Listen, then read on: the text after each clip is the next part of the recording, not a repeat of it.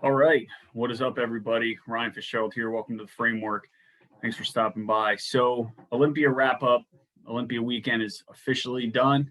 That is the end. I want to run through some of my personal opinions on the weekend and on the show altogether. So, I want to jump right in by sharing my screen and just sharing some photos and some videos with you guys. So, first and foremost, I mean, congratulations to Big Ramy. I feel like every year he's got a lot of haters, a lot of people who say that, his legs might not come in sharp, that, he may just come in with, holding a little bit of water, what the case may be. Everybody wanted to see this Big Ramy, and we got it. Here were the over ended up being the overall top four. And Ramy just stands out. I mean, obviously at almost 300 pounds on stage, he's always going to stand out, but that hasn't always been the case. So Ramy really hit it right for this show. I think it's awesome that Ramy finally got to win. I mean, look at those hamstrings. Those legs are always a standout for Ramy. It was awesome seeing Phil up there, and obviously Brandon Curry really brought it too, and so did Hottie. This just happened to be a very interesting lineup, a very stacked lineup, full of storylines and interesting outcomes that we could have saw. And I think it was just awesome to see Ramy pull it together finally. This is the best Ramy we've seen yet, and very, very well deserving of that first place award in that Sandow. So I hope to see Ramy come out year after year and bring the same package or bring it even better each and every year, because I think Ramy has a long road ahead as a champion and can continue to win, into that 3, 4, 5, and really make himself elite and seal his spot in the history books. I want to move on now to those second and third place and so on and so forth. Starting with Brandon Curry. Brandon was such a class act, man. He was a great representation of the sport. It was such a shame with everything that's gone on in the world this last year that Brandon really couldn't, in my opinion, be that front runner or that face of not just the IFBB, but of bodybuilding as a whole, because you couldn't really travel, you couldn't really do events, no meet and greets, anything like that, like most winners do. So here he is doing a side tricep next to Phil Heath. So shout out to Brandon Curry. I mean, another awesome package, another awesome year, and he was such a role model for the sport, and he will be for years to come and for as long as he continues to compete. Phil Heath, I had him coming in to win the show. I thought it was Phil's show to lose. And, it just is what it is. Any type of injuries, his stomach, it's just a shame to see. But, it is what it is. Again, here's William Bonac thrown into that top 4, top 5 category. Bonac ended up finishing 5th behind Hottie, but, I personally think that Phil kind of stands out here in a negative way. His the lower abdomen that he's had problems with the last couple of years and had surgically repaired, it's just something that, although it was fixed, I just think that, it just is what it is. Injuries happen and those things hold you back. So third place was a gift for Phil Heath, no pun intended. I personally think he could have fallen back to that 5th place spot, maybe 4th, but I thought, Hottie and Bonac were just super sharp. And congratulations to Phil Heath for taking 3rd. But that's where I stand on that. So awesome men's open class, so many storylines. Here's another picture of Phil, and you could just see that midsection really blown out here a little bit. So wasn't really ideal. I want to move on to the most impressive and the most improved. I think the most impressive turnout was Akeem Williams in the top left. I had him coming in, placing in the top 6. He ended up taking 6th, if you watch my pre-Olympia video that I posted a couple days ago. But Akeem is just somebody that you always want to see come and bring it together, and he did that. Just feathered quads there.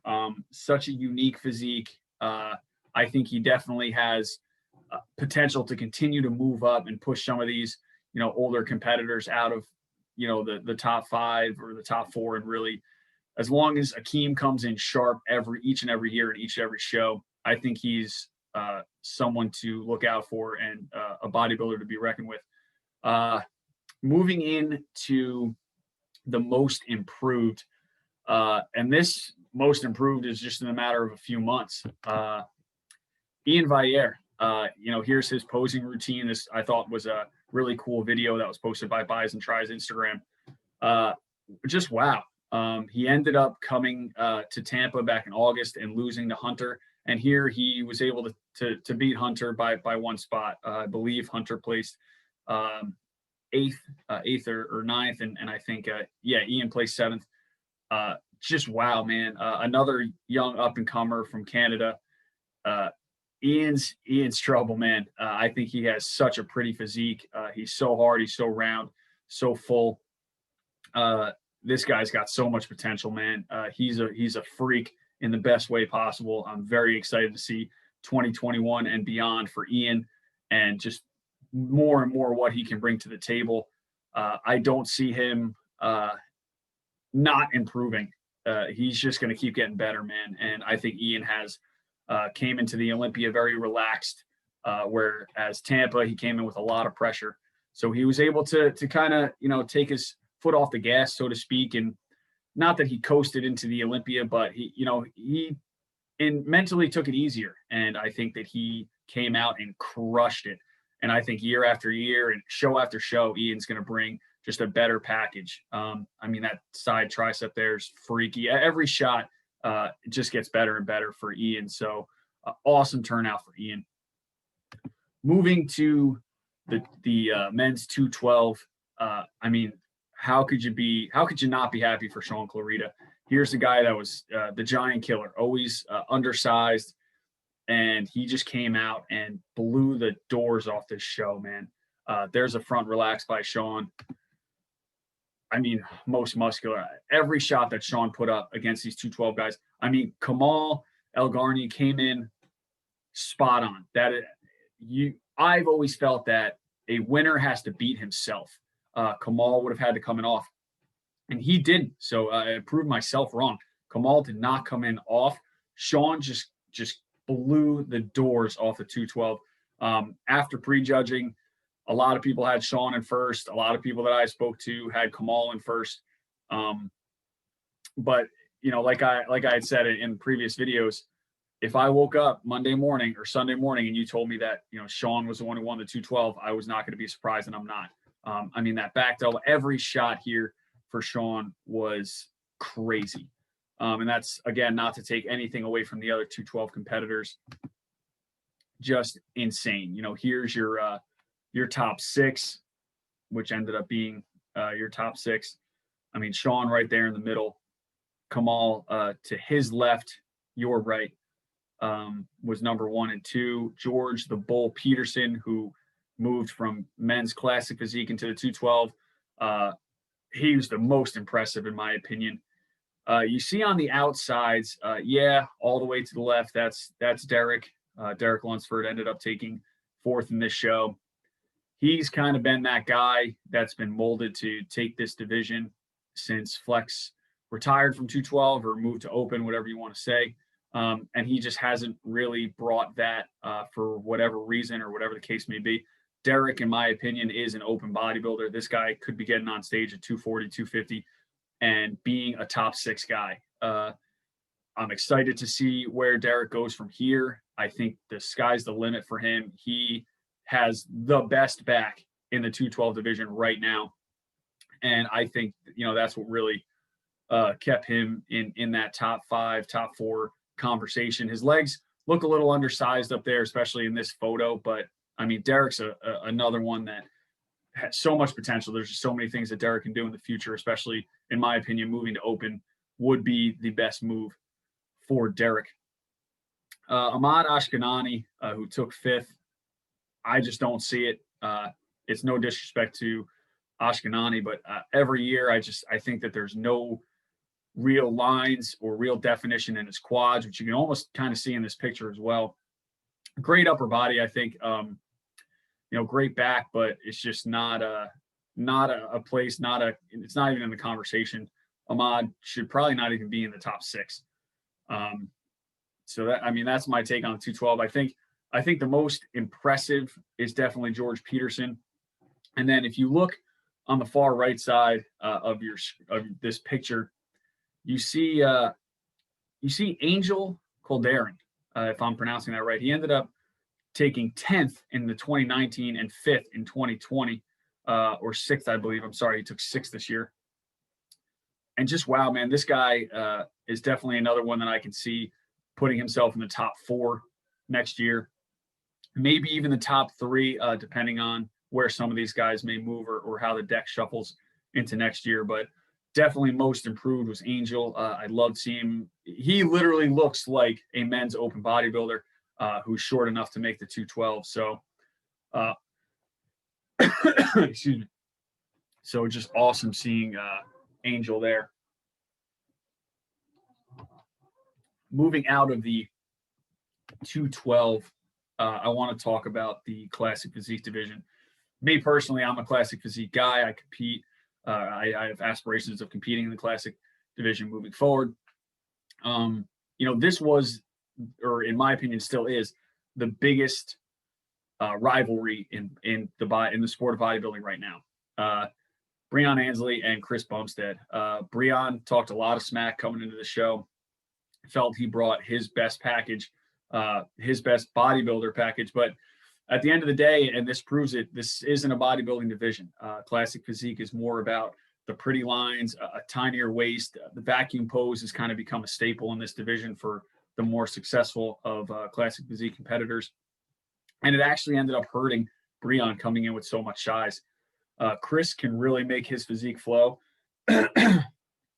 and work in his favor. And Chris did that by, repeating and winning another and back-to-back classic physique titles. So Brianne ended up getting bumped to the 3rd place in retrospect, at the end of the day, to Terrence Ruffin. Wow, man. And like I said, here's just another tiny waist. It's something that Chris and Terrence both have, is that tiny waist. They can really pull in a beautiful vacuum, nice lines in the quads and just all over. So I think Terrence really has a lot of potential moving forward, especially in the classic physique division. And who knows what goes on with Brianne. Hopefully, and you never really expect to say this in a bodybuilding aspect, but he might need to come down in size a little bit. Chris is a taller bodybuilder, so the size, he can make that size work. And I think Brianne being short, he just comes in too much like a bodybuilder, and I think that hurts him because that's not what this division is about. Moving to the men's physique division, this is a division I've competed in the past, so I do keep a close eye on it. Here is the overall top 16 rankings. In the top left, Brandon Hendrickson was your winner. He lost it, I believe, last year and won it back this year. He lost to Raymond Edmonds. So Raymond Edmonds ended up taking 2nd this year. Kyrone Holden took 3rd at the bottom left, competitor number 18. So this was another very interesting category, and I think it is every year. You never really know who's going to jump into that first spot, and those 3 to 8 spots for the men's physique really shuffles. You really just don't know who's going to take it and who's not. Excuse me. This is the point when you shoot webcam videos. Sometimes you can't always hit it spot on the head. So anyway, just an awesome turnout for these guys, and I wanted to touch on one guy who really jumped out to me in this division was Carlos Diolaviera, if I'm pronouncing that right. I mean, this guy, in my opinion, is men's physique, and obviously I'm wrong because he did not win. But I think this is exactly what you should be looking for. I think these men's physique guys have so much size and so much density, and it takes away from the division, kind of how Brianne hurts himself in the classic physique division.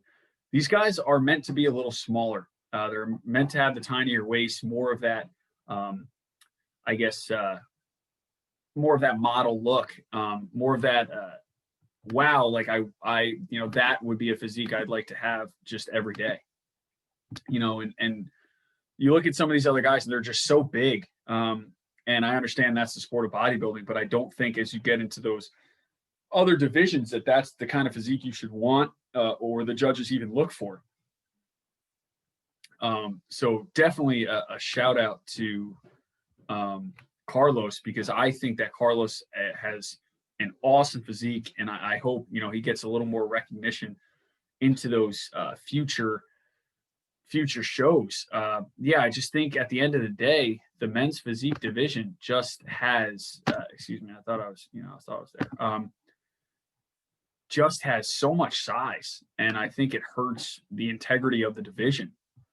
Obviously, these guys have, they're big dudes, and I don't think that is the division. Obviously, as you get to the later placings, that's their problem. They have too much size for the division.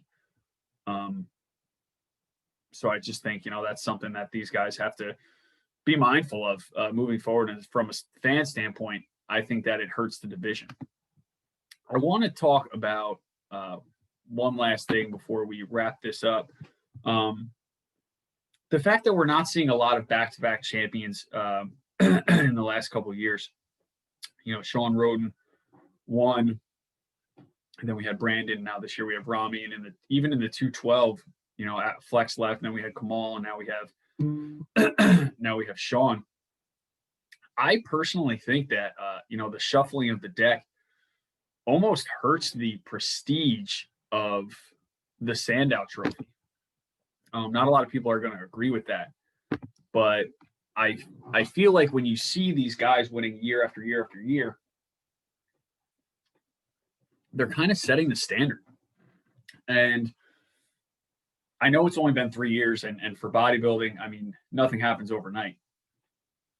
So, you obviously have a lot of planning and a lot of preparation that goes into each and every show. But it's just surprising to me. Flex was on top for so long. Phil was on top for so long, basically at the same time. And now you kind of see these guys bouncing back or the trophy bouncing from athlete to athlete, even in the other divisions. And, as I mentioned in men's physique, Chris Bumstead's only a 2-time. I think he really sets the standard for the classic physique division and what's to come there. So I don't see that changing. But even in some of the women's divisions, you see a lot of bouncing around with their Sandows and all the trophies. And I think it hurts the overall prestige of the Sandow Trophy because there's no standard. There's no standard being set. Obviously, I'm happy as a fan to see different winners. You get excited, is this guy going to repeat? Is he going to lose it? Who's he going to lose it to? But from an athlete standpoint and a competitor standpoint and a competitor mindset, you want to see Sean Clarita moving forward win like 6 in a row, because then you want to see who's going to knock this wolf off the top of the mountain, who's going to take down the champ. And every year you want to see who's going to beat Phil Heath. And then Sean did it. And then, Sean had his troubles the following year. And now it was like, oh my God, like who's going to take, Sean's place? And it was Brandon. And then, Phil announced he was coming back. And it's like, well, is Brandon really the guy? And, is Phil going to come back and win number 8? Now we have Rami, and it's exciting. It's exciting for Big Rami, but are you excited to see somebody come out next year and beat Rami? Or are you excited to see Rami continue to build that legacy? Me personally, I want to see guys repeat, 3-peat, 4-peat, go on, because it really builds the prestige of that Sandow. Is it more interesting to be one of 15 or 16 guys in a matter of 50 years to win a trophy? Or is it, hey, I'm one of 50 guys in 50 years to win a trophy? I think the shuffling of number ones, and again, I'm not a judge. This is just a personal opinion. When you shuffle the deck so many times every year, it kind of takes away and I keep using the word, the prestige of the Sandow Trophy. But overall, not to contradict myself, overall, what an awesome weekend for bodybuilding. The Miss Olympia contest was back, women's bodybuilding. That was awesome to watch. It's awesome to see those women up there displaying their bodies in the sport that they love. I definitely want to give that a shout out. And to all the champions, man. Brandon Hendrickson, Chris Bumstead, Sean Clarita, Big Ramy. And again, I hope you see these guys win year after year. And Bumstead is doing it, so we hope that continues. I want to see Big Ramy, win 5, 6, 7, and really wonder down the road, who could beat the 300-pound Big Ramy. You see Sean, the giant killer. I want to see him year after year beat these giants. And then, who's going to beat the giant of Sean Clarita? Men's physique is apples to oranges. Same thing with a lot of the women's divisions, in my opinion. It's very, they're very similar physiques. Who do you like today? Who do you like tomorrow? Who'd you like yesterday? Classic, Bumstead runs away with it year after year. Terrence placed second, but Terrence has to put on some size if he's going to really push Bumstead to his limits. So again, awesome weekend for bodybuilding. This is my wrap up. Thank you guys for stopping by the Framework. I love doing these videos, so please comment down below, leave a like, subscribe. Thanks again.